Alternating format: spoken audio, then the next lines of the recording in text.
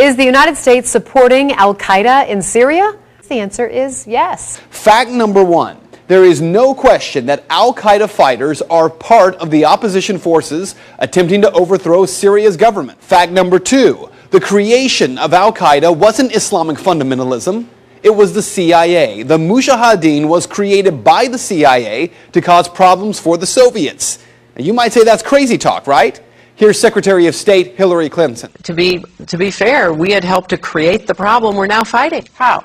Because when the Soviet Union invaded Afghanistan, we had this brilliant idea that we were going to come to Pakistan and create a force of Mujahideen, equip them with Stinger missiles and everything else to go after the Soviets inside Afghanistan.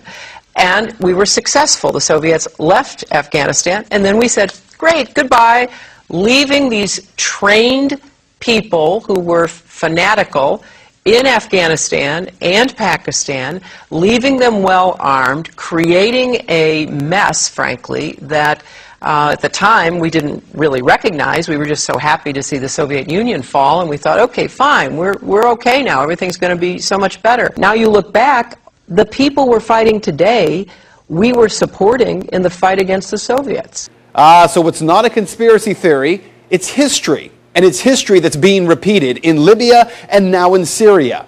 But there is a bigger problem here, one that every American should be questioning.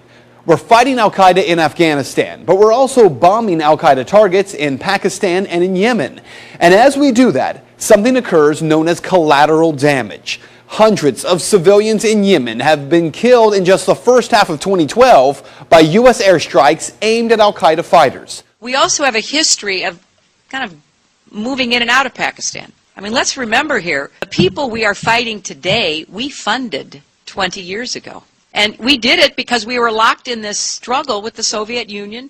They invaded Afghanistan, and we did not want to see them control Central Asia. And we went to work. And it was President Reagan, in partnership with the Congress, led by Democrats, who said, you know what, sounds like a pretty good idea. Let's deal with the ISI and the Pakistani military, and let's go recruit these Mujahideen, and let's get some to come from Saudi Arabia and other places, importing their Wahhabi brand of Islam so that we can go beat the Soviet Union. And guess what? They retreated, they lost billions of dollars, and it led to the collapse of the Soviet Union. So there's a very strong argument, which is, it wasn't a bad investment to end the Soviet Union, but let's be careful what we sow because we will harvest. And we now are making up for a lot of lost time. So what you need to know tonight is heavy. Our government is bombing sites around the world in an ongoing war with al-Qaeda. In Iraq, where al-Qaeda had no presence before the U.S. war, al-Qaeda is now thriving. The same al-Qaeda, yes, created by the U.S. government in order to harm the Soviets. And today, at least 13,000 civilians in Afghanistan are dead as a result of that war with al-Qaeda. So with all respect to Ms. Fitzgerald from the Irish Times, this is not propaganda. Rather, it is the question that every American should be demanding answers on from Congress and from this president. Why are we giving al-Qaeda fighters money and weapons to overthrow yet another government in the Middle East? Today, our government claims they're freeing the people of Syria.